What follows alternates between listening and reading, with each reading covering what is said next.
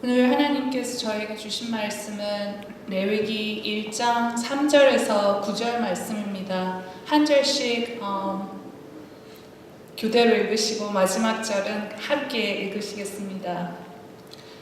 그 예물이 소의 번제이면 흠 없는 수컷으로 회막 문에서 여호와 앞에 연락하시도록 드릴지니라.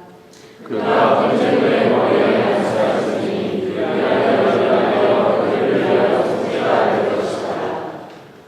그는 여호와 앞에서 그 수 송아지를 잡을 것이요 아론의 자손 제사장들은 그 피를 가져다가 회막 문 앞 땅 사면에 뿌릴 것이며 그는 또 번제물을 먹고 밥을 뜰 것이요 제사장 아론의 자손들은 단 위에 불을 두고 불 위에 나무를 버려놓고 아론의 자손 제사장들은 그 뜰막과 머리와 기름을 단 위에 있는 나무에 버려놓을 것이며 그 내장과 전갱이를 물로 씻을 것이요 제사장은 그 전물을 단 위에 들살라 번제로 살피지니 이는 화제가 여호와께 향기로운 냄새니라. 아멘.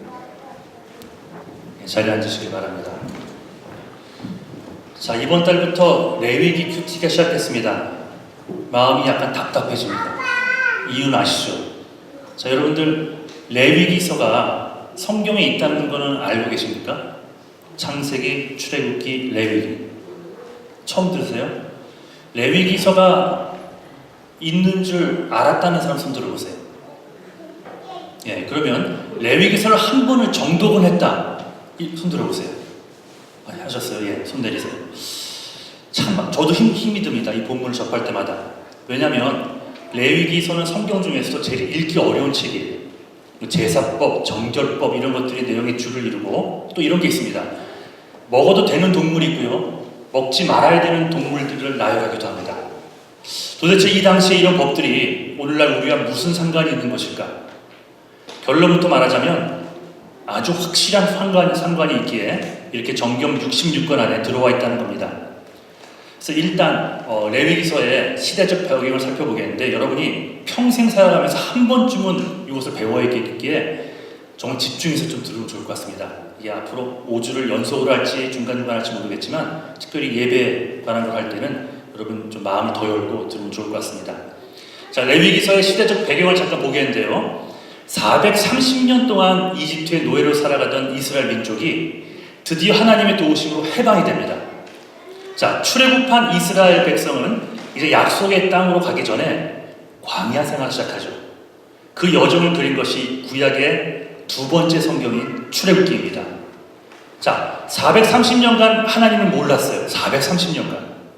하나님을 모른 채, 예배를 모른 채 살아가던 당신의 백성들을 빼내어서 하나님이 그토록 받고 싶었던 게 있습니다. 이것 때문에 인류를 창조하신 것이고요. 이것 때문에 그들을 빼어내셨습니다. 그게 바로 예배입니다. 하나님은 마음을 다해 드려진, 그리고 성경이 말하는 대로 드려지는 그 예배를 통해 당신의 백성을 그때나 지금이나 만나고 싶어 하십니다. 그래서 오늘 드리는 이 예배, 주일날 드리는 예배가 여러분 얼마나 귀중한 것인지를 여러분 깨달으셔야 됩니다. 그런데 하나님은 거룩하시고 인간은 죄인이에요. 그래서 거룩한 하나님을 대면하는 자는 구약시대에 보면 그 자리에서 즉사했습니다. 죽고 말았어요. 하나님이 죽이시는 것이 아니라 거룩함과 제약이 공존할 수 없기 때문에 하나님의 거룩한 앞에서는 어느 죄인도 스스로 견뎌낼 수가 없었던 겁니다. 그래서 출애굽기를 보면은요, 하나님이요 어디서 이스라엘 백성을 만나십니까? 시내산. 시내산에서 모세를 통해서만 인간을 만났고요, 또는 불기둥이나 구름기둥 속에서만 인간을 만나셨어요. 그러니까 모세조차도, 하나님의 리더였던 이 모세조차도 시내산에 임재한 하나님을 안개나 구름 속에서만 대면했습니다. 그러니까 모세 같은 리더도 하나님 앞에서는 똑같은 죄인이기 때문에 그래요. 하나님이 이게 마음에 들었을까요? 마음에 안 들었어요. 하나님이 이게 도무지 마음에 안 들었습니다. 당신의 백성들이 있는 산 아래로 내려오지 못하시고 산이 구름 속에 숨어서만 이들과 만나는 것이 싫으셨습니다. 그래서 출애굽기 마지막 부분을 보면 여러분 지겹도록 설계도 얘기가 나옵니다. 회막 이렇게 지어라고 그 치수까지도 색깔까지도 다 얘기해줘요. 그렇게 세세한 설계도를 알려주신 후 회막을 만듦으로 산 아래 거하는 그들의 삶 속으로 내려오기를 갈망하셨습니다. 물론 인간들이 함부로 하나님의 임재 가운데 나타나 즉사하지 않도록 회막 안에서도요, 이 커튼을 쳐서 지성소라는 곳을 만들어 주셔서 거기에 제사장이 들어가서 1년에 한 차례 하나님을 또 간접적으로 대면하는 그런 길을 예비해 놓으셨어요. 인간들이 하나님의 그 임재, 성소, 그러니까 지성소 밖 여기까지는 와서 그 임재를 맛볼 수 있도록 하셨다는 거예요. 자, 드디어 성막이 완성이 됐습니다. 그토록 사랑하시던 백성들과 드디어 좀 더 가까이서 볼 수 있게 됩니다.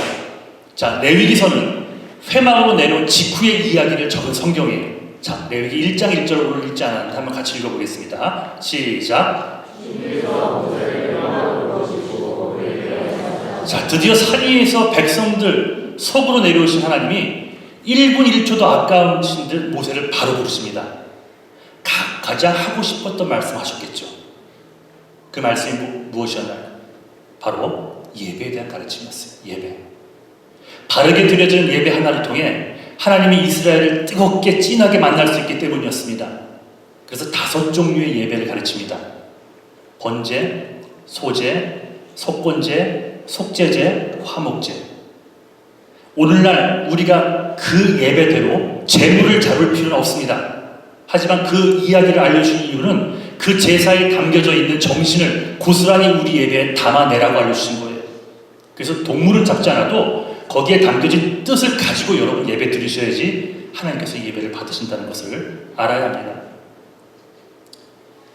제사, 즉 예배는 이스라엘이 이렇게 하나님과 더불어 사는 장치예요. 그러니까 세속을 사는 인간들이 거룩한 하나님과 교제할 수 있는 정당한 통로가 예배입니다. 예나 지금이나 그래서 하나님은 그 신앙 공동체를 찾아다니십니다. 하나님께 예배하고 하나님과 교제하고 하나님과 더불어 사는 신앙 공동체를 찾고 계세요. 실력 있는 사람을 찾아다니지 않으십니다. 돈 많은 사람 찾아다니지 않으십니다. 업적이 위대한 사람, 하이클래스에 있는 사람들만 찾아다니지 않으십니다. 그거는 기준이 아니에요. 높이 있든 낮게 있든 많이 있든 적게 있든 하나님은 하나님께 마음을 드릴 수 있는 자들을 찾으십니다. 신앙 공동체. 이 예배는 근데 모든 자에게 열려있는 창이에요. 결코 제사장에게만, 목사들에게만 주시는 말씀이 레위기가 아니라는 겁니다. 제사장과 백성들이 감당하는 역할에 있어서 차이가 있을 뿐 하나님께 예배하는 삶은 이스라엘 백성 모두의 몫이에요. 이 예배는 제가 만들어가는 게 아니라 여러분과 함께 우리가 드리는 썸띵이라는 것입니다. 그럼 여러분, 이 얘기를 구체적으로 시작하기 앞서 상당히 당부드리고 싶은 것은 예배를 구경하지 마십시오. 예배를 관람하러 오지 마십시오. 예배는 성직자나 평신도 모두가 똑같이 참여하는 거룩한 잔치여야 합니다. 이렇게 오해하는 자들이 참 많아요.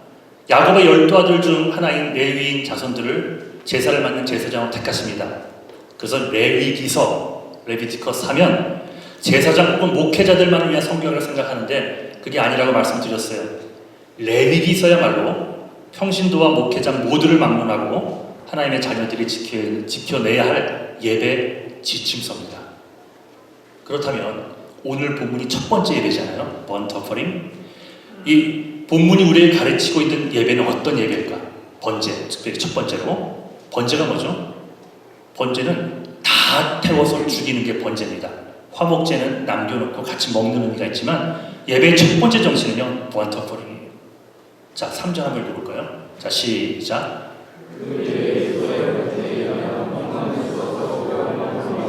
여호와 앞에 연락하시도록 드려지니라. 중요한 것은 제물을 하나님 앞에 연락하시도록 드려야 된다는 거예요.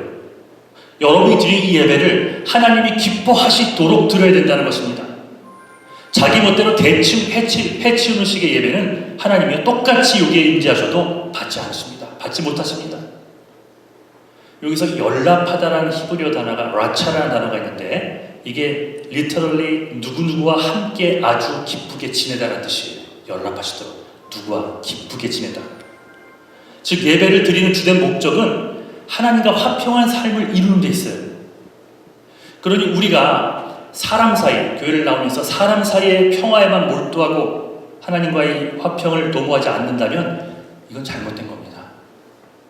그런데 예수를 안 믿어도 오는 것이 또 교회이기 때문에 예수를 몰라도 괜찮습니다. 아직은 나와서 이렇게 말씀을 접해보고 하는 거 필요해요. 하지만 예수를 이미 믿은 자들이라면 인간 간의 친목을 위해서만 나오는 것이 교회가 돼서는 안 된다는 것입니다. 사람과 사람 사이의 진정한 화평은 내가 하나님과 평화를 이루어진 후에나 온전히 이룰 수 있는 거예요. 다시 말해 하나님과의 화평을 항상 이룰 수 있어야 예배에 성공하는 자들이 되어야지 세상 속에서 화평을 이룰 수 있는 것을 가정 가운데서도 캠퍼스 안에서도 직장에서도 평화를 이루려면 하나님께 드리는 예배를 먼저 돌아볼 필요가 있습니다. 자, 그렇다면 하나님이 인간에게 알려주고픈 그 첫 번째 예배의 정신, 바로 번제를 통해 알려주고 싶으신 것이 무엇이었을까? 그것이 오늘 본문 읽었죠. 번제를 어떻게 드려야 되는지 살펴보면 답이 나옵니다. 자, 번제를 드릴 때 첫 번째 하는 행동이 뭐였습니까? 저를 보세요. 자, 저를 보십시오. 뭡니까? 갖고 온 제물에 안수하는 거예요. 안수. 제물 위에 안수하는 것.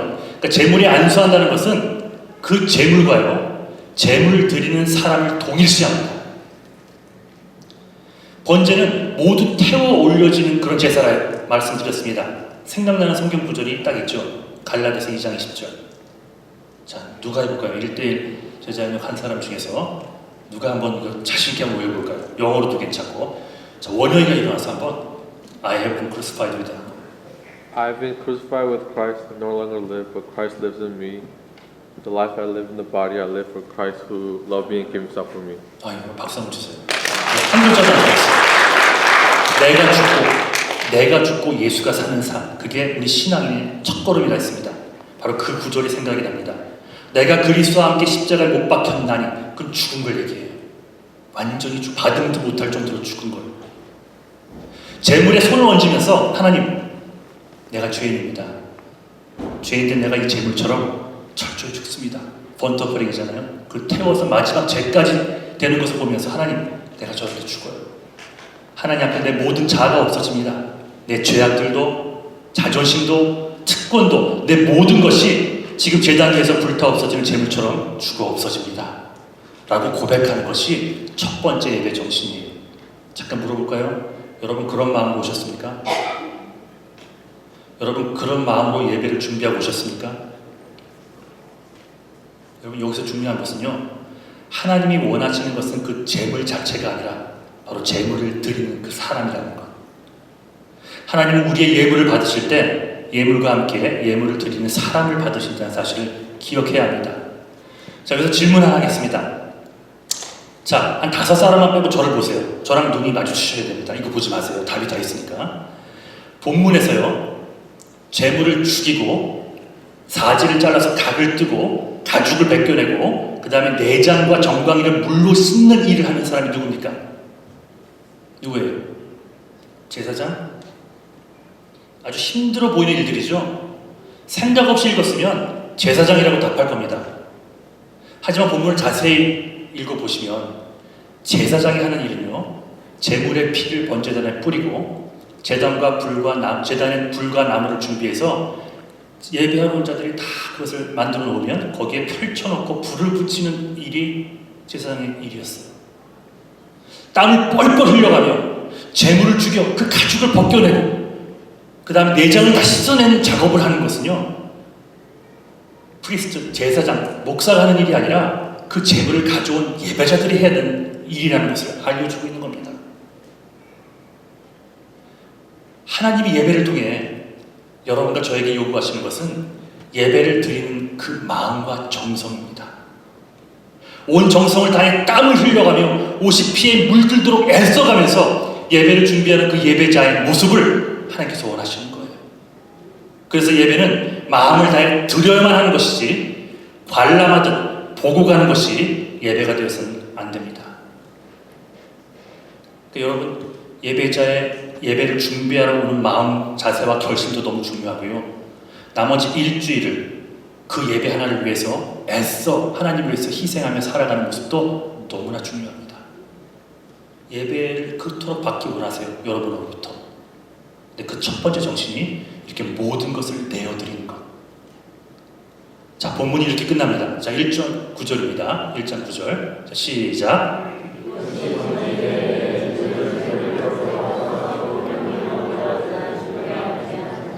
살라드리는 제사, 이게 화제죠. 번제는 제물을 모두 제단 불로 불살라 태우는 제사가 있습니다. 희생 제물을 완전히 소각해서 하나님이 원하시는 뜻대로 만들어내어 불에 태워 화제로 올려드리는 것이 첫 번째 예배 번제의 핵심이에요. 거기는 온전한 봉헌이라는 의미가 달려 있습니다. 나를 태워서 드린다는 심령으로 하나님께 전적으로 자신을 의탁하는 것이 진정한 예배입니다. 그래서 여러분, 그렇게 드려진 예배 하나가요, 하늘로 올라가는 거예요. 영어로는 에로마라고 하는데 그 향기가, 그 제물의 연기가, 향기가 올라가는 거예요. 그래서 하나님께서 그 연기를 흠양하신답니다. 상징적인 의미겠죠. 하지만 그 예배자가 어떻게 예배를 준비해서 드렸는지를 보시면서 하나님께서 그 연기를 받으시고, 그 향기를 받으시고 흡족해 하시고 기뻐하시게 된다는 거예요. 그런 여러분 드리는 예배 하나가요, 너무나 중요한 겁니다.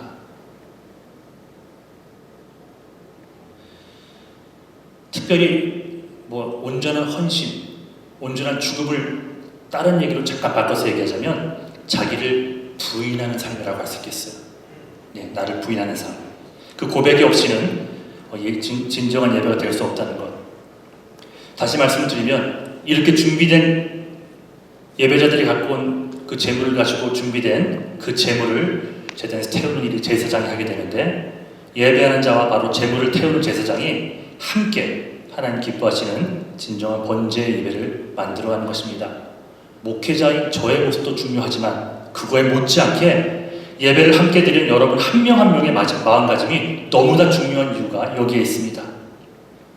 이렇게 태워지는 번제의 연기가 하늘로 올라간다는 것, 이런 연기가 하나님을 기쁘시게 하는 예배가 된다는 것, 그래서 그 예배자의 모습을 회복하는 것이 너무 필요하다는 것을 잊지 않으면 좋겠습니다. 자, 말씀을 정리합니다. 하나님이 찾는 신앙이 어떤 사람일까요? 신앙인은 먼저 자기 부인을, 자기 자신을 하나님께 온전한 제물로 바침으로 자기의 삶을 부인하고 헌신하는 자들입니다. 그래서 왜 큐티를 매일 하면서 어플리케이션 하죠? 헌신. 그게 너무 중요한 거예요. 제단 위에 제물이 모두 태워져 없어지듯 하나님 앞에서 자기를 철저히 부인해야 하나님이 기뻐하실 수 있습니다. 능력의 문제가 아니에요. 가다가 실수해도 괜찮지 않습니다. 정말 하나님께 열심을 다해서 내 삶을 올려드릴 준비가 되어 있는지. 아까 마지막 부분에 말씀을 드렸지만 하나님 앞에서 자기를 철저히 부인해야 하나님이 기뻐하시는 삶을 살 수 있다는 것을 명심하십시오. 목사로서의 권위만 내세우고, 장로, 권사, 집사로서의 권위만 내세우고, 아빠, 엄마로서의 권위, 특권만을 내세우고, 그 다음에 예를 들어서 교회 토백이라고 할까요? 10년, 20년, 30년, 아니면 모태신앙으로서의 특권만을 주장한다면 여러분 절대 하나님께서 우리의 삶을 기뻐받지 못하실 겁니다. 나를 위해 독생자 예수 그리스도를 십자가에 내어주신 그 사랑의 하나님을 정말 만나기를 원하십니까? 그렇다면 이제부터라도 온 마음과 정성을 다해 땀을 흘려가며 애써 희생하며 예배를 준비하십시오. 내가 죽고 예수가 사는 삶을 살겠다는 고백을 예배를 통해서 예배 때마다 드리십시오. 이렇게 내가 철저히 죽고 내 안에 예수로 내 삶을 살게끔 내어드리는 것이 여러분의 예배의 첫걸음이고요, 여러분의 삶의 첫걸음이 되는 것입니다. 즉 번제는 이렇게 고백하는 거예요. 내 삶의 중심이, 내 삶의 주인이 내가 아닙니다. 주님께서 주인이십니다 라는 고백을 하는, 바로 그것이 하나님께서 찾으신 예배라는 것. 오늘 말씀을 정리하다가 신약 성경 말씀, 예수님이 직접 하신 말씀 하나가 기억이 났습니다. 오늘 이 말씀을 또박또박 우리 선포하듯 읽고 오늘 설교를 마치도록 하겠습니다. 마태복음 16장 24절 시작. 아무든지 나를 따라오려거든 자기를 부인하고 자기 십자가를 지고 나를 쫓을 것이니라. 아멘. 다시 한번 시작. 아무든지 나를 따라오려거든 자기를 부인하고 자기 십자가를 지고 나를 쫓을 것이니라. 사랑하는 여러분, 남는 물질, 남는 시간, 남는 여력으로 하나님 섬길 생각하지 마시고 여러분 힘들고 어렵고 바쁜 가운데서도 하나님을 위해서 희생하는 자들 되십시오. 그러면 하나님께서 나를 희생하고 버리시는 것이 아니라 내가 죽은 그 순간부터 내 안에 예수님께서 살아 나를 살리시는 귀한 축복이 이어질 줄 믿습니다. 아멘. 자리에서 일어나겠습니다.